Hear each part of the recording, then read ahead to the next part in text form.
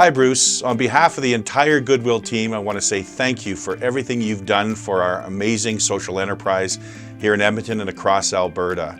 We've had quite a journey together. You've supported the opportunity for Goodwillians such as Olympian Cheryl Bernard to be interviewed and be in studio, Zara on a couple occasions, and others. I just want to say thank you from the bottom of my heart for your belief in Goodwill and everything that you've done and provided to Goodwill.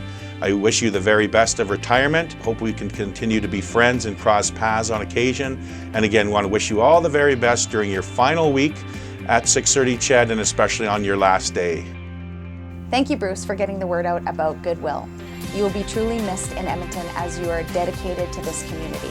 You are an ambassador for Goodwill and for people with disabilities and helping them find and gain meaningful employment within their community. Thank you from the bottom of our heart from Goodwill.